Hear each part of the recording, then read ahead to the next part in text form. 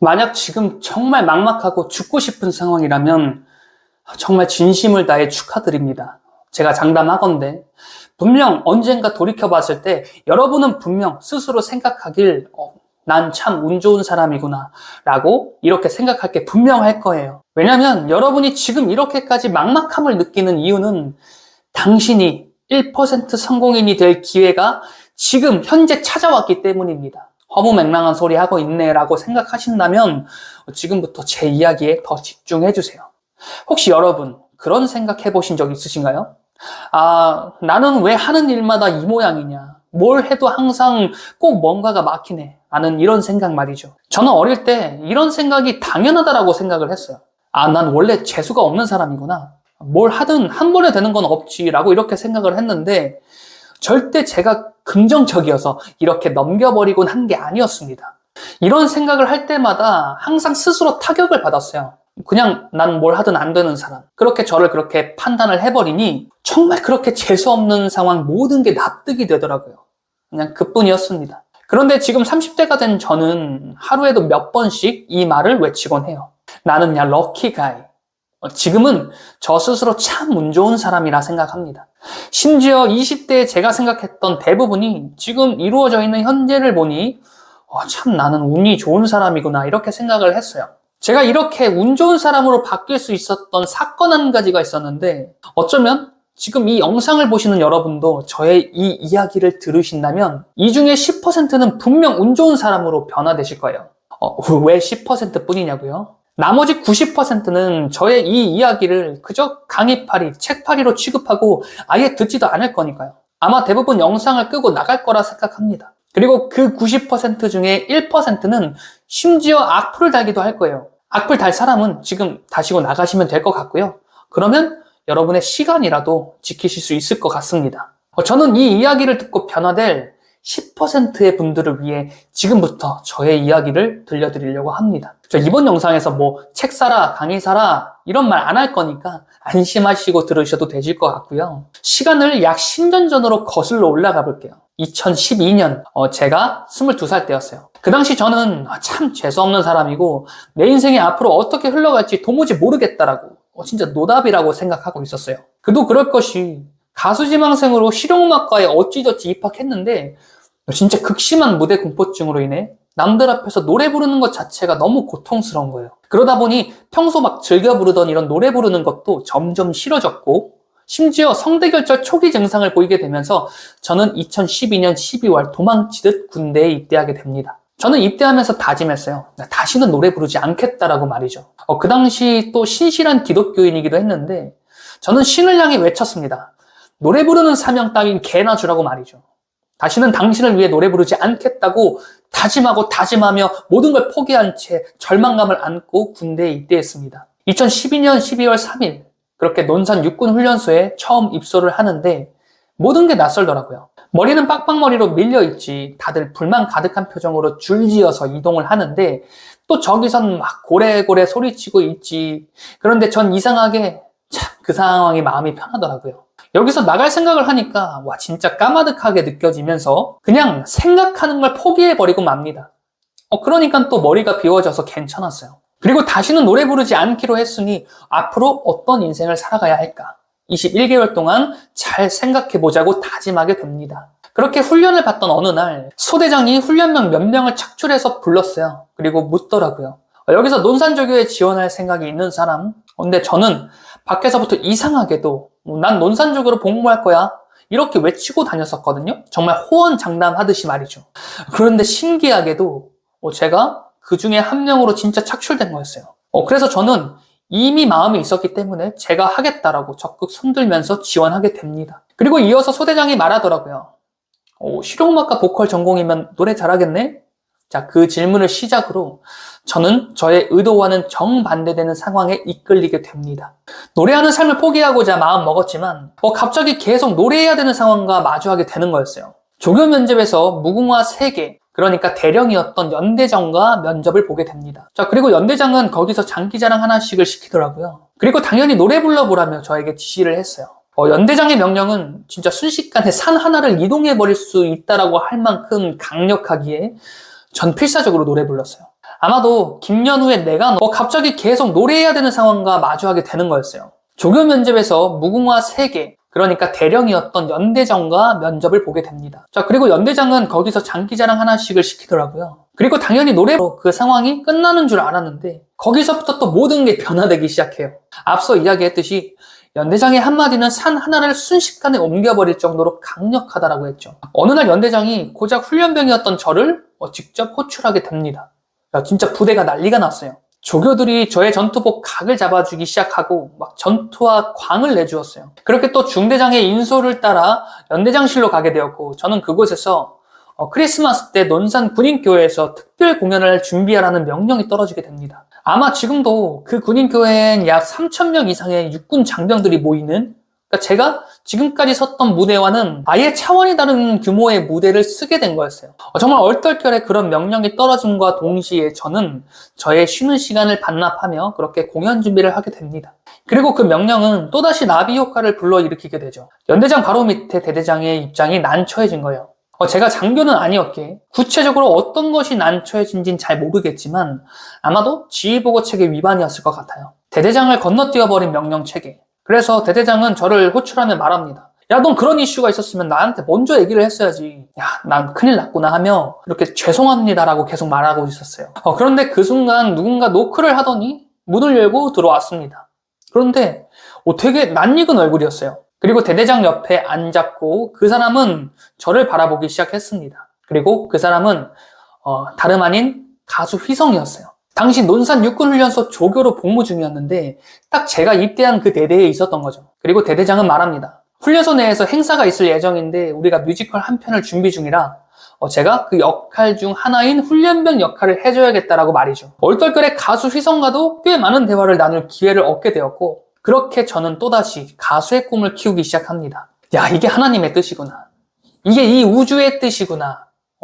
내가 노래해야만 했던 이유가 바로 여기 있었고 나는 이 순간을 시작으로 날개를 달 수 있겠구나. 그렇게 생각할 수밖에 없었던 것이 제가 만약에 조교로 선발되게 되면 이 대대에서 복무하게 될 확률이 80% 이상이라고 하더라고요. 훈련을 받았던 곳에서 자대 배치를 받게 되고 그렇게 군 생활을 이어가게 된다라고 하니 또 자연스럽게 가수 휘성과도 인연이 더 이어지게 될 것이고 그 모든 그림들을 또 저의 현재의식에서 그려가기 시작하는 거예요. 야, 모든 걸 다 포기하고 이곳으로 온 것이었는데 아이러니하게도 다시 꿈을 꿀 수 있게 된 이 상황이 저는 참 운이 좋다라고 생각했어요. 그렇게 저의 군 생활은 아주 해피엔딩으로 끝나게 되었습니다. 자, 이렇게 말씀드리면 아마 여러분은 이게 뭐냐고 저를 욕하실 수도 있을 것 같아요. 근데 아주 다행히도 저의 그러한 모든 예상은 전부 빗나가게 됩니다. 자대 배치를 받게 되던 날 저는 청천벽력과 같은 결과를 받게 되어요. 거의 대부분 훈련을 받았던 부대로 자대 배치를 받게 되는데 저를 비롯한 몇 명만 공익연대로 자대 배치를 다시 받게 된 거였어요. 제가 그렸던 모든 계획들이 순식간에 무너져 내리게 되었는데 또다시 원망은 시작됐습니다. 아니, 애초에 처음부터 모든 걸 포기하고 들어온 나에게 이런 가능성을 보여준 건 어쩌면 신의 뜻이 아니었냐.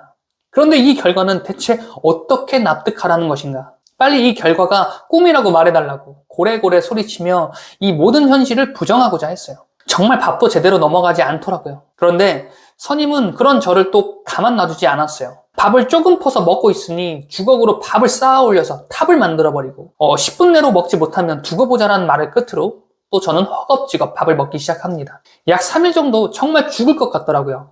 내 인생이 원래 그렇지. 뭐 하나 제대로 된 게 있었나. 원래 난 재수 없었잖아. 라는 생각에 도무지 이 군 생활을 버텨낼 수 없겠다라고 생각했어요. 그런데 어느 날 주임원사의 면담을 앞두고 저는 자대 내 제일 고참과 함께 생활관에 앉아 있었어요. 그런데 갑자기 엄청나게 강력한 부정의 감정이 저를 음습하더니 침상에서 무릎으로 뛰어내릴까? 500원짜리 동전을 무릎에 놓고 뛰어내리면 십자인대가 파열되어서 의가사 제대를 할 수 있다라고 하던데 그렇게 해버릴까? 하는 이런 최악의 생각까지 이어가게 됩니다. 그렇게 생각을 이어가던 중 주임원사 면담 시간이 다 되었고 저는 자리를 이동하게 되어요. 2013년 1월 그 해엔 참 눈이 많이 내렸었는데 온 세상이 하얗더라고요. 어쩌면 그 하얀 풍경이 저의 부정의 감정을 정화시켜 준 것일지도 모르겠습니다. 한참을 멍하니 걷던 중에 갑자기 이런 생각이 드는 거예요. 혹시 내 생각에 갇혀서 내 멋대로 판단하고 있었던 것은 아닐까? 난 논산조교로 복무하고자 했던 것이지 내가 훈련받았던 자대에서 그렇게 복무하고자 했던 건 아니었잖아. 아직 군 생활이 끝난 것도 아닌데 내가 너무 내 생각에 갇혀서 부정적으로만 생각했던 것 아닐까? 그 생각을 끝으로 주임원사의 면담은 시작됩니다. 그리고 어떤 말이 오고 갔는지는 약 10년 전 일이다 보니까 정확히 기억은 안 나지만 이 말은 분명하게 기억하고 있어요. 이게 너의 인생 최고의 선택이라 생각하고 믿어라. 그럼 그렇게 될 것이다. 라고 말씀하시더라고요. 그 말을 듣는데 갑자기 울컥했습니다.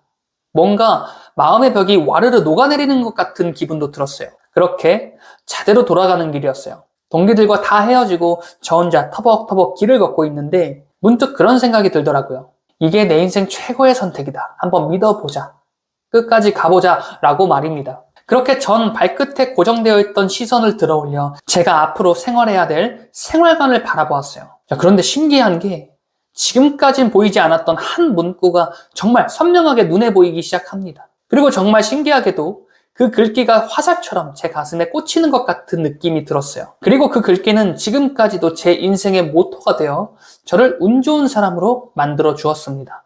당시 ROTC가 와서 훈련을 받고 있었는데 그 ROTC를 환영하며 적은 문구였거든요. 바로 내 인생 최고의 선택 ROTC. 지금 이 순간을 즐겨라. 당시 ROTC라는 단어는 빠진 내 인생 최고의 선택 지금 이 순간을 즐겨라. 라는 이 말이 강력하게 저에게 꽂히면서 저의 심장에 강력히 박히게 됩니다. 그리고 그때부터 신기하게도 입맛이 돌기 시작하더라고요. 밥도 잘 넘어가고 선임들과의 관계도 좋아지면서 그렇게 21개월간의 군 생활을 마치게 돼요. 훗날 돌이켜보니 만약에 제가 훈련을 받았던 곳으로 자대 배치를 받아서 그렇게 군 생활을 이어갔더라면 저는 종교 생활도 이어가지 못했고 심지어 노래를 계속 부를 수 없는 상황에 처하게 되었더라고요. 왜냐하면 그 연대가 연대장이 바뀌면서 모든 걸 통제해버리는 정책으로 바뀌어버렸다는 것입니다. 그런데 저는 신기하게도 제가 자대 배치를 받았던 부대의 대대장이 기독교 총무라는 임원 자리를 맡고 있었고 저에게 교회에서 계속 노래 부르라는 지시를 시작으로 약 1년 6개월간 지속적으로 교회에서 노래를 부르게 돼요. 그리고 그걸 시작으로 대대장은 자대 내에 밴드부를 설립해서 지속적으로 노래할 수 있는 환경을 만들어 주셨고요. 신기하게도 그곳에서 예술가들을 정말 많이 만나면서 저녁 이후에도 제가 실용음악에서 뮤지컬로 전향할 수 있을 가르침을 또 주기도 했습니다. 여러분, 전 참 운이 좋은 사람이 되었어요. 딱 한 가지 글귀가 제 인생의 좌우명이 되면서 전 제가 계획한 모든 일을 전부 이루어낼 수 있는 사람이 되었습니다. 내 인생 최고의 선택, 지금 이 순간을 즐겨라. 내가 어떤 목표를 이루어내겠다고 그렇게 좌표를 찍잖아요? 그럼 우리의 잠재의식 안에 내가 완성해야 할 최종 목표 지점이 찍히게 되는 거예요.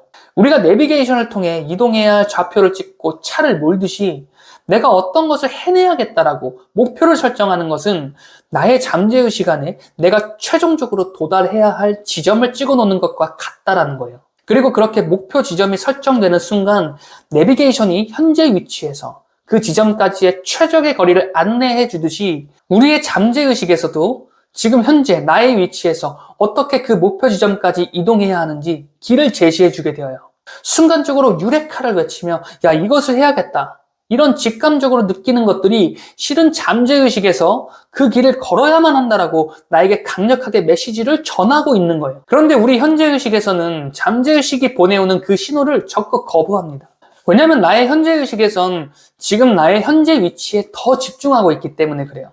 지금 나의 현재의 상황을 더 살피게 되고 위험 리스크를 판단하면서 그곳으로 이동했을 때 내가 감수해야 할 위험 요소를 그렇게 두려워하는 거예요. 또는 눈 딱 감고 무언가에 도전했는데 그 도전이 실패로 끝나버리게 되면서 괜한 선택을 했다며 자책하고 후회하기도 하죠. 자, 그런데요. 지금 나의 현재 상황에서 볼 땐 그러한 선택들이 정말 위험해 보이고 가면 안 될 요소로 판단되기도 하지만 내가 설정해 놓은 최종 목표 지점에 도달하기 위해서는 반드시 넘어야 할 무언가라는 것이죠. 우리가 내비게이션을 따라 이동할 때도 때론 차가 막힐 수도 있고 때론 갑작스레 사고를 맞이하여 잠시 정차될 수도 있어요. 또는 내비게이션의 오류로 이상한 길로 들어설 때도 있겠죠. 만약 그런 상황에 처하게 될 때 우리가 만약 다시 움직이는 것을 포기하고 그곳에서 좌절해버리며 욕만 하고 있다면 어떻게 될까요? 절대 내가 목표로 해서 좌표를 찍어 놓은 그 지점까지 도달하지 못할 거예요. 왜냐하면 내가 움직이는 것을 포기해버리는 순간 그 어떤 풍경도 변화되지 않기 때문이죠. 막다른 길을 보면서 그저 욕만 하고 있다면 내 눈앞에 보이는 풍경은 계속해서 막다른 길일 뿐입니다. 그런데 위치를 재탐색해서 다시 그곳으로 향하는 길을 찾아 움직이기 시작한다면 점점 내가 처음 찍어놓은 그 목표 지점에 점점 가까워지게 될 거예요. 심지어 그 목표 지점에 완전히 도달했음에도 그곳을 못 찾는 경우도 있어요. 주변만 뱅뱅 돌면서 말이죠. 그런데 그렇게 뱅뱅 돌고 있는 상황에서도 끝까지 그 목표를 찾아내고자 움직인다면 결국 우린 그 지점을 찾아내게 됩니다. 그리고 안전하게 주차한 뒤 내가 그 지점에 도달한 뒤에 해내고자 했던 그 무언가를 적극 누리게 되어요. 마찬가지예요. 잠재의식에 찍어놓은 그 좌표대로 나의 현재의식이 계속해서 움직여 주어야 해요. 안주한다라고 하죠. 안정적이라고 표현하기도 하고요. 그 말의 이면은 지금 내가 정차해 있는 이곳에서 뿌리를 내리겠다라고 말하는 것과 똑같아요. 그럼 내비게이션의 좌표 지점을 다시 내가 있는 지점으로 찍어놔야겠죠. 아예 내비게이션을 꺼버려도 좋고요. 그런데 그렇게 되면 나의 현실은 변하지 않습니다. 막다른 길에 처해도 되고요. 잠시 정차가 돼도 좋아요. 그리고 접촉사고가 일어나도 됩니다. 도로 위에선 모든 게 일어날 수 있는 일이에요. 그것을 인정하고 계속 내가 가고자 하는 그 목표 지점을 향해 엑셀을 밟으면 됩니다. 잠재의식이 인도하는 그 길을 향해 나의 현재의식이 계속해서 나아가기만 한다면 반드시 여러분이 목표했던 그 이상적인 지점에 도달할 수 있을 거예요. 브레이크를 밟길 주저하지 마세요. 도로 위에선 브레이크를 밟아줘야 하는 순간도 필요한 법입니다. 그리고 그죠? 다시 엑셀을 밟기만 하면 돼요. 여러분은 반드시 해낼 수 있습니다. 영상 시청해주셔서 감사합니다. 그러니까 생각이 물질을 창조해내는 첫 순간이 되는 거예요. 여러분 혹시 차원에 대해서 생각해 보신 적이 있으신가요? 예를 들어서 우리가 살아가는 세계를 가리켜 흔히 3차원의 세계라 표현하죠. 공간이라고 하는 개념이 바로 이 3차원의 세계를 가리키는 가장 적절한 예시인 것 같습니다. 3차원을 이루는 각각의 차원을 또 한번 살펴보면 선으로 이어진 1차원의 세계, 그리고 면으로 이어진 2차원의 세계가 복합적으로 모여 우리 3차원의 세계를 형성하고 있을 거예요. 그리고 지적 대화를 위한 넓고 얕은 지식에서 보면 각 차원에 존재하는 이는 자신이 존재하는 차원의 세계보다 한 차원 낮은 차원의 세계로 이 세상을 바라보게 된다라고 하더라고요. 이해가 잘 되지 않으신다면 지금 고개를 들어서 눈에 보이는 이 세상의 모습을 한번 보세요. 마치 내 눈에 사진이라는 이미지 한 장이 펼쳐진 것과 같은 그런 모습을 볼 수 있을 겁니다. 즉 우리는 이 세계를 바라볼 때 2차원의 세계로 이 세상을 인식하며 그렇게 세상을 바라보게 된다는 것이죠. 자, 그럼 차원을 조금 더 높여볼까요? 공간이라는 3차원의 세계가 시간이라는 직선의 흐름과 마주하게 되면 그것은 분명 4차원의 세계일 겁니다. 어쩌면 우리 인생이라는 단어를 가장 직접적으로 표현한 말이 4차원의 세계가 아닐까 하는 생각이 드네요.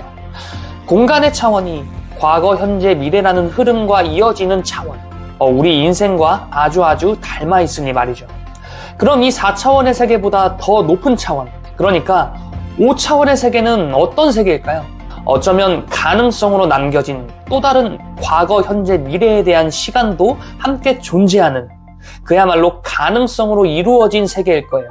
예를 들어서 지금 현재 여러분의 모습은 과거의 선택들이 복합적으로 모여 지금의 모습을 이루게 되었죠. 이를테면 내가 진학한 대학을 선택했던 것, 게다가 그 대학에 해당 학과를 졸업한 것, 이런 선택들이 모이고 모여 지금의 여러분의 모습을 만들었습니다. 그런데 만약 내가 그 대학에 진학하지 않았다면, 아니 적어도 학과만이라도 다른 학과에 진학했다면, 아니 그냥 대학을 진학하지 않고 바로 취업 전선에 뛰어들었다면 여러분의 지금 모습은 어떠했을까요? 그에 대한 모든 가능성이 모여진 세계가 바로 이 5차원의 세계일 것입니다. 이를 가장 잘 표현했던 영화 한 편이 있는데요. 혹시 여러분 인터스텔라라는 영화 아시나요? 크리스토퍼 놀란 감독이 제작한 영화이자 2014년 국내에서도 꽤 히트했던 영화였죠. 영화 인터스텔라의 마지막 장면을 보면 이런 장면이 나와요. 블랙홀에 빨려 들어갈 위기에 처한 주인공 쿠퍼는 모든 것을 포기해버리고자 합니다. 하지만 그 순간 고차원적 존재가 예외적으로 쿠퍼를 5차원의 공간으로 초대하게 되죠. 그리고 그 공간은 과거, 현재, 미래라는 시간의 개념이 없는 그저 아주 방대한 정보들이 그렇게 모인 공간이었어요. 그리고 쿠퍼는 그 공간을 통해 과거 자신이 우주여행을 떠나기 직전의 모습과 마주하게 됩니다. 그리고 쿠퍼는 필사적으로 자신의 어린 딸 머피에게 소리칩니다. 제발 나를 이 우주로 보내지 말아달라고 말이죠. 하지만 당연히 차원 너머에 존재하는 쿠퍼의 목소리는 어린 딸 머피에게 전해지지 않습니다. 그럼에도 쿠퍼는 끝까지 자신의 메시지를 전하고자 필사적으로 움직였고 결국 모스 부호를 이용하여 차원 너머의 딸에게 자신의 메시지를 전하는 데 성공하게 되죠. 여러분, 혹시 만약에 이런 메시지가 여러분에게도 매일 지속적으로 찾아오고 있다면 여러분은 믿으실 건가요? 저는 이 신호의 존재를 눈치챈 이후에 저의 삶이 크게 변화되게 되었습니다. 매 순간 이 신호를 눈치채고자 오감을 깨워놓기도 하고 순간 스치듯 지나간 몇 마디, 또 어떤 문구가 내게 강력하게 꽂히는 그런 순간을 아주 필사적으로 기억하고자 했어요. 그리고 저의 인생은 제가 바라는 모습대로 차근차근 변화되기 시작했습니다. 이전 영상에서 내 인생 최고의 선택, 지금 이 순간을 즐겨라 라는 메시지를 내게 주었던 것도 수천만 원의 빚을 지며 길바닥에 주저앉아 멍하니 달을 쳐다보던 순간, 그 순간 내게 직감처럼 불어왔던 단 한마디, 내 잘못이다. 이 깨달음을 느끼게 해주었던 그 순간, 저는 이 모든 것들이 우연이 아님을 깨닫게 되었고 그 순간부터 저의 인생은 크게 변화되게 되었습니다. 여러분, 저는 여러분에게 어떤 종교를 믿어라, 특정 제3자를 믿어라 라고 말하려는 것이 아닙니다. 지금부터 제가 전할 메시지의 핵심이자 고차원적 존재의 정체는 다른 누구도 아닌 바로 여러분 자신이니까요. 우리는 3차원의 세계에 살아가고 있죠. 그리고 이 세상을 바라보며 인식하길 3차원보다 한 차원 낮은 차원으로 인식하게 됩니다. 2차원의 그 이미지의 세계로 말이죠. 그렇다면 5차원의 세계에 존재하는 이가 어떤 세상을 또 바라보고 인식하는 그 세계는 5차원보다 한 차원 낮은 세계인 4차원의 세계로 세상을 인식하게 될 거예요. 그러니까 5차원적 존재가 우리를 바라볼 때는 과거, 현재, 미래에 대한 정보가 통합적으로 보이는 모습, 그 자체로 우리를 인식하게 될 것입니다. 내가 과거로부터 이어온 선택으로 만들어진 지금의 현재의 모습, 그리고 그로 인한 미래의 모습을 또다시 차근차근 만들어내는 모습으로 우리를 바라보고 인식하고 있을 거예요. 5차원적 존재는 여러분의 그 선택을 온전히 지지하고 받아들이면서 여러분을 응원합니다. 왜냐하면 5차원적 존재가 바라보는 여러분, 그것은 다른 누구도 아닌 나 자신이니까. 하여 여러분을 너무나도 사랑하는 그 5차원적 존재는 여러분이 어떤 선택을 하든지 그 선택을 지지하고 응원합니다. 그리고 마찬가지로 여러분이 변화를 맞이하고자 한다면 5차원적 존재는 그에 대한 또 다른 가능성을 여러분에게 보여주면서 또 친히 여러분이 그 길을 걸을 수 있도록 지속적으로 여러분에게 메시지를 전해주고자 해요. 어떻게? 직감이라는 매개체를 통해서 말이죠. 각 차원의 세계는 영혼이라는 매개체로 이어져 있습니다. 3차원의 세계에 존재하는 여러분과 4차원의 세계, 인생의 여정을 보내고 있는 또 여러분, 그리고 5차원의 세계에 존재하는 여러분 모두는 바로 영혼이라는 매개체를 통해 서로 긴밀하게 매 순간 소통하게 돼요. 그리고 소통이라고 하여 우리가 일상적으로 지금 대화를 나누는 그런 소통을 말하는 것은 아닙니다. 오직 감정이라는 매개체를 통해 우리는 각 차원의 나라는 존재와 소통하게 되고 그것을 직감적으로 느끼고 받아들이게 되면서 무수한 선택을 또 이어가게 되는 것이에요. 예를 들어서 내 인생 최고의 선택, 지금 이 순간을 즐겨라 라는 이 문구가 내게 화살처럼 다가온 것 같은 이 느낌은 제게 강렬히 끓어오르는 열정이라는 감정으로 다가왔던 거였고, 이는 5차원적 존재가 내게 주는 또 하나의 메시지였어요. 이곳에서 너의 선택을 증명해내라는 메시지를 제게 강력히 전해준 것이었죠. 자, 오늘 좀 두서없이 저의 모든 지식을 다 풀어내고 있는데 혹시 여러분 여기까지 이해가 좀 되시나요? 이 개념을 끌어당김의 법칙이라는 이론으로 다시 한번 풀어볼게요. 생각하는 대로 나의 현실이 이루어진다. 그리고 이 생각이란 내가 바라는 그 무언가를 아주 간절히 원하는 감정을 유발해내면서 끌어당김의 법칙은 서서히 가동되기 시작합니다. 간절함이라는 감정이 내게 느껴지는 순간 우리 뇌과학적으로 본다면 그것이 진짜 일어난 현실이라고 뇌는 그렇게 믿게 된다라고 하죠. 그렇기에 뇌는 그에 대한 반응으로 간절함을 느낄 만한 호르몬을 계속해서 분비하게 됩니다. 그러니까 생각이 물질을 창조해내는 첫 순간이 되는 거예요. 그리고 이 감정 체계는 다시 각 차원의 세계에 전달되게 돼요. 예를 들어서 2차원의 세계로 전해지길 내가 간절히 바라고 원하는 그 상황이 100% 이루어진 장면으로 해석되어 나의 머릿속에 각인되게 되고, 또 그 2차원의 세계에서 피어낸 그 이미지 한 장이 5차원의 세계에 각인되면서 그 모습이 또 100% 이루어지는 과거, 현재, 미래의 인과관계들을 찾아내게 됩니다. 왜 우리 끌어당김의 법칙에서 말하는 시각화와 닮아있죠? 즉 현재의 내 상황에서 내가 바라는 그것을 이루어내는 아주 최적화된 길을 찾아내게 되는 것이죠. 왜냐하면 5차원의 세계는 가능성으로 모인 차원의 세계니까요. 그리고 이 또한 뇌과학으로 본다면 우리가 어떠한 목표를 설정하게 되면 우리의 잠재의식에선 그 목표를 아주 효과적으로 이루어낼 계획들을 이미 다 도출해낸 상태가 된다라고 합니다. 다만 현재의식에서 그것을 인식하지 못할 뿐이지 실제로 여행이라든지 낯선 동네를 또 걷는다든지의 이런 행위를 통해 잠재의식을 담당하는 우뇌가 순간적으로 활성화된다라고 해요. 그렇게 우뇌가 활성화되는 순간에 불현듯 그 목표를 달성해낼 빅 아이디어가 떠오르며 유레카를 외치는 경험을 여러분도 최소한 한 번 이상은 해보셨을 거예요. 저는 이 가능성의 세계를 인식하고 난 이후부터 내가 바라는 모든 것을 이루어낼 수 있겠다라는 확신을 얻게 되었어요. 내가 어떤 모습에서든지 더 행복할 수 있을 것이란 확신도 얻게 되었고요. 제가 지금 두서없이 말하고 있지만 이 모든 것들을 이 영상에서 공개하는 것은 여러분에게도 이 무한한 가능성의 세계를 알려드리고 싶었어요. 그래서 여러분도 꿈을 꿀 수 있는 존재라는 것을 알려드리고 싶었어요. 게다가 여러분이 이 가능성을 인지하여 지금보다 더 행복한 삶이 되실 수 있길 정말 간절히 바라는 마음으로 이 영상에 메시지를 담아내고 있는 중입니다. 자, 이제 거의 다 왔는데요. 저는 이 가능성을 깨닫게 된 이후에 한 가지 편견이 있었던 것 같아요. 더 고차원으로 갈수록 더 전지전능한 차원이다 라고 말이죠. 그런데 그건 저의 큰 착각이었습니다. 모든 차원은 평등하게 이루어져 있었고 평등하게 나라는 존재를 사랑하고 있었어요. 게다가 더 낮은 차원이라고 하더라도 그 가치가 덜하지 않다라는 것을 알게 되면서 저의 모든 가치관이 통째로 변화되게 되었습니다. 3차원을 이루는 면의 세계, 그리고 그 2차원의 세계를 이루고 있는 선의 세계, 그리고 그 1차원의 세계를 이루고 있는 점의 세계, 0차원의 세계. 그리고 만약 이 0차원의 세계에 존재하는 이가 스스로를 자각할 수 있다면 아마도 이렇게 생각하지 않을까요?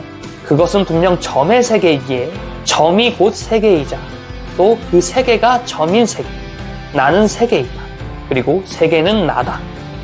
하나는 전체, 전체는 하나. 그리고 각 차원은 모두 영혼이라는 매개체를 통해 아주 평등하게 소통한다라고 했습니다. 즉 0차원의 세계부터 5차원의 세계에 이르기까지 모두 나라는 영혼을 통해 평등하게 소통하고 있는 것이죠. 바로 감정이라는 매개체를 활용하여 말입니다. 흔히 카르마라고 하죠. 내가 준 만큼 그대로 돌려받는다라고 하는 이 카르마의 원리가 뜻하는 건 바로 이것을 가리키는 겁니다. 여러분, 저는 지금 여러분에게 어떤 종교를 믿어라, 제3자를 믿어라 라고 말하는 게 아니에요. 이건 분명히 알아주셨으면 좋겠어요. 모든 가능성을 품은 5차원적 존재도 바로 여러분, 0차원의 세계에 존재하는 이 하나는 전체, 전체는 하나라는 이 문장을 완성하는, 그러니까 신과 같은 존재가 다른 누구도 아닌 바로 여러분이라는 거예요. 여러분 각각 개개인은 각 세계의 주인이자 이 우주 그 자체라는 겁니다. 그렇기에 여러분이 하고자 한다면 무엇이든 다 이룰 수 있다는 거예요. 여러분은 그만큼 강력하고도 고귀한 존재라는 겁니다. 자, 두서없이 메시지를 전했는데요. 앞으로 이 메시지에 대해 더 차근차근 풀어드릴 예정입니다. 이번 영상을 통해 최소한 여러분의 존엄성 정도는 좀 눈치채고 가실 수 있길 바라면서 변화의 1차 서막은 여기서 마무리하도록 할게요. 이후 영상에서 다시 찾아뵙겠습니다. 영상 시청해주셔서 감사합니다. 최근 끌어당김의 법칙과 관련된 비즈니스, 특히 성공학 강의가 만연해짐에 따라 자기계발, 끌어당김의 법칙, 성공학 등의 단어가 상당히 변질된 모습을 보이고 있는 것 같아요. 자기개발이란 말 그대로 나를 개발하는 것이죠. 제가 만난 극소수의 성공인, 억대 연봉자 대부분이 강조했던 것도 바로 이것이었습니다. 나 스스로의 목표와 중심을 믿고 스스로 개척하는 삶. 어쩌면 자기개발의 핵심은 이것을 가리키는 단어였을 텐데 현 시대에 와서는 상당히 변질되어 마치 사기꾼과 같은 단어로도 연결지을 수 있는 무언가가 되어버린 듯 합니다. 흔히 강의팔이, 책팔이라 부르며 비하하기도 하죠. 제 채널에서도 너도 강의팔이 아니냐, 책팔이 아니냐라는 댓글이 종종 달렸던 만큼 이번 영상의 주제를 최소 한 번은 다루고 넘어가야겠다라는 그런 판단을 이전부터도 하게 되었었어요. 아마 이와 같은 분야에서 현재 가장 화두되고 있는 인물은 바로 하와이 데저텍일 거예요. 제가 올해 초 처음 하와이 데저텍을 접했을 당시만 하더라도 구독자가 1만에서 2만 명 정도 되는 그런 채널이었거든요. 그런데 어느새 곧 50만을 바라보고 있을 만큼 채널이 급성장을 하게 되었습니다. 저 역시 하와이 데저텍님의 영상을 올해 초까지만 하더라도 종종, 아니 솔직히 자주 보곤 했었으니 그분이 성장할 수 있었던 이유에 대해서는 깊이 공감하는 바입니다. 제가 처음 그분의 영상을 보고 난 이후 가장 강력히 느낀 감정은 위로였어요. 영상을 보면서 힘이 났었고 그래 포기하지 말자라는 생각이 들게 만들 만큼 강력한 메시지를 전해주는 유튜버라고 생각했습니다. 그리고 이 생각은 지금도 변함없는 건 마찬가지예요. 간혹 초심이 변질되었다라는 댓글이 있기도 한데 그건 유튜브 채널을 운영하다 보면 어쩔 수 없이 발생되는 문제라고 생각합니다. 콘텐츠가 유한할 수밖에 없기 때문이고 심지어 하와이 데저텍은 지금까지도 1일 1 영상을 올릴 만큼 유튜브에 깊이 몰입하는 모습을 보여주고 있죠. 하여 하와이 데저텍의 선한 메시지 그리고 유튜브에 대한 깊은 몰입으로 이끌어낸 결과가 현재 하와이 데저텍 채널이라고 할 수 있겠습니다. 그런데 하와이 데저텍님의 행보 가운데 올해 하반기 성공학 강의를 런칭하게 되었죠. 그리고 더 마인드라는 책이 종합 베스트셀러에 오르게 되면서 그의 이름이 더 이 세상에 알려지기 시작했습니다. 지금은 자체 홈페이지를 구축하여 성공학 강의를 활발히 이어가고 있는 것으로 보여요. 이런 행보 때문에 문제는 발생되게 되었습니다. 최근 한 유튜브 채널에선 하와이 데저텍의 과대 광고와 소비자 기만이라는 주제로 영상을 업로드하기도 했으며 해당 영상 댓글들을 보면 하와이 데저텍의 부정적인 여론이 슬슬 형성되고 있다는 것을 발견할 수 있었어요. 여기까지 현 상황을 놓고 한번 분석해보고자 했습니다. 대체 왜 이런 현상이 일어나게 되었으며 현재 하와이 데저텍의 행보에서 어떤 과정들이 존재하게 될지 그것들에 대해서 한번 분석해보고자 했어요. 자, 가장 먼저는 저는 하와이 데저텍의 초기 구독자로서 성공학 강의를 런칭하는 하와이 데저텍의 행보를 보고는 상당히 위험하다라고 판단을 했었습니다. 그 이유는 운이라는 요소의 성질을 생각해보면 쉽게 판단해 볼 수 있었어요. 운이라는 요소는 어디서부터 불어오게 될까요? 정답은 바로 사람에게서부터 시작된다는 거예요. 그렇기에 운에 있어서 돈 자랑은 반드시 하지 말아야 할 요소라고 생각했습니다. 자, 생각해보세요. 몇 년 전까지 돈 자랑하던 유튜버들 어떻게 되었는지 말이죠.